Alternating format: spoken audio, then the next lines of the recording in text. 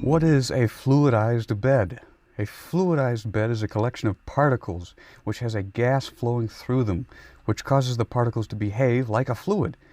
The particles are free to mix and reorganize themselves as the gas fluidizes them.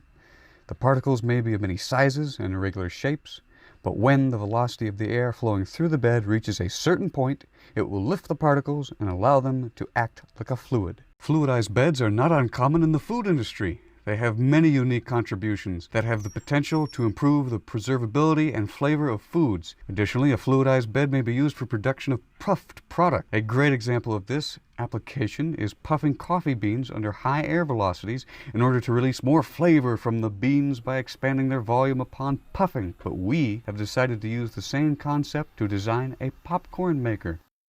For this project, we will be making a fluidized popcorn maker. Popcorn kernels are large particles, and they too can be fluidized. Why would we decide to use a fluidized bed to pop popcorn? When particles can move freely around each other and mix, the heat that is transferred to them can be better distributed, which makes the temperature of all the particles closer to each other. A uniform temperature is desirable when there is a process that demands a group of particles be at a similar temperature. Now let us see what a fluidized bed made of popcorn kernels looks like. As you can see, the kernels are moving about within the bed, allowing a better distribution of heat than if they were stationary.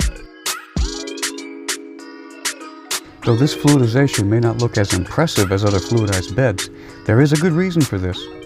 Popcorn kernels are comparatively large particles, which means they do not mix as well as smaller particles.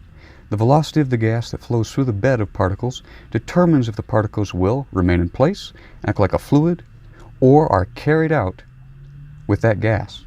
The velocity of the gas is called the fluidization velocity, and the minimum fluidization velocity, that is, the slowest velocity required to make the particles act like a fluid, can be calculated from the following information. These are the equations used to solve for the minimum fluidization velocity. AR is the Archimedes number, rho F is the air density, rho P is the kernel density, G is the gravitational acceleration, REMF is the Reynolds number at minimum fluidization conditions, epsilon is the void fraction, UMF is the minimum fluidization velocity. Since both the Reynolds number and the minimum fluidization velocity are unknown to us, we used Python, a computer programming language, to solve for them.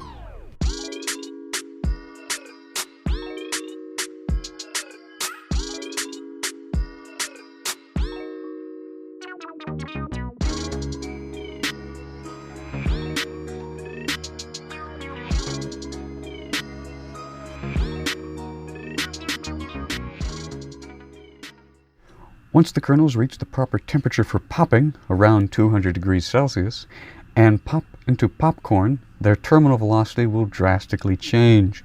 What does this mean?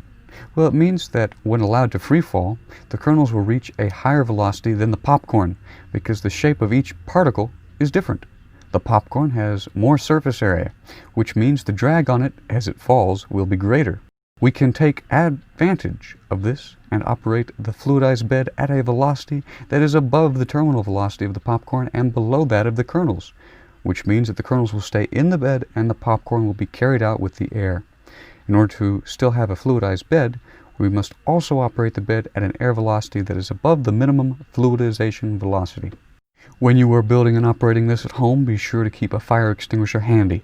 Since we are using heat guns, always keep an eye on them and be ready to put out any fires. Remember to wear your safety glasses when building and operating to protect your eyes from any debris that might be present. The ends of the heat guns are going to become very hot and will burn you if they are touched without protection. Be sure to wear oven mitts or thick leather gloves. For construction, the first step is to drill the necessary holes in the bed. An air blower will be required that can provide an appropriate amount of air. For this project, we used a dust blower.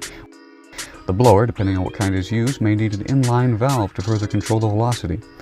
Then the pipes and reducers were attached using sheet metal and screws. Once this is complete, drill 4 holes in the middle of the bed. Once this is complete, add the screws and the mesh. Once all the pieces are assembled, use heat wrap or a form of insulation to keep the heat from being lost to the surroundings. Now you have your very own fluidized bed popcorn maker that is ready to operate.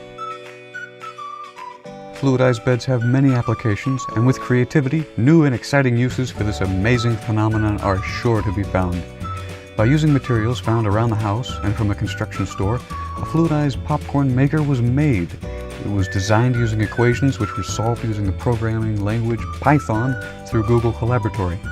The equations could be changed to design different fluidized beds for different types of particles.